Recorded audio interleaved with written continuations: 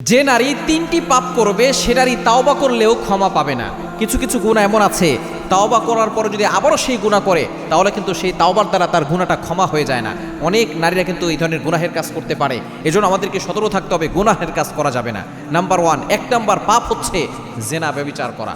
জেনা হচ্ছে খুবই ভয়ঙ্কর। আল্লাহ পাক রব্বুল আলামিন এই ব্যাপারে আয়াত নাযিল করে দিয়েছেন সূরা বনী ইসরাঈলের ভিতরে, ওয়ালা তাকরাবুজ জিনা ইন্নাহু কানা ফাহিশা ইউ শাল নট কমিট অ্যাডাল্ট্রি। তোমরা ব্যভিচারের কাছেও যেও না।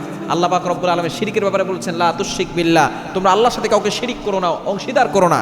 কিন্তু জিনার ব্যাপারে বলেছেন তোমরা জিনার কাছেও যেও না। কিন্তু কিছু কিছু নারী এমন আছে জিনা করে, আবার তওবা করে, আবার জিনা করে, আবার তওবা করে, আবার ব্যভিচার করে। সুতরাং তওবা করার পরে যদি আবারও সে ব্যভিচার করে তাহলে সে পরিপূর্ণভাবে সে ফিরে আসলো না, এই জন্য তার তাওবা কিন্তু আল্লাহ পাক রব্বুল আলামিন কবুল করবে না।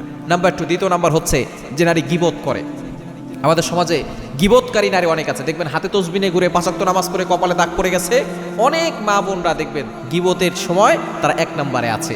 কোন ঘরে কি হয়েছে, কার ঘরে কি হয়েছে, কার ছেলে কার মেয়েকে নিয়ে পালিয়ে গেছে, সব তথ্য তাদের কাছে আছে।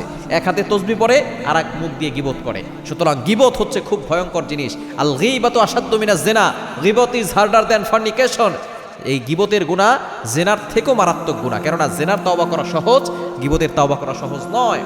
এজন্য আপনি যে গীবত করছেন, যার ব্যাপারে গীবত করছেন, সে যদি আপনাকে ক্ষমা না করে আল্লাহ আপনাকে ক্ষমা করবে না। এজন্য দ্বিতীয় নাম্বার, গীবত করলে তাওবা করলে আপনি ক্ষমা পাবেন না যতক্ষণ পর্যন্ত যার ব্যাপারে গীবত করেছেন তার কাছে ক্ষমা না চান। এবং 3 নাম্বার হচ্ছে যে নারী স্বামীকে কষ্ট দেয় সে নারী যদি তাওবা করে আল্লাহ তাকে ক্ষমা করবে না যতক্ষণ পর্যন্ত স্বামী তাকে ক্ষমা না করে।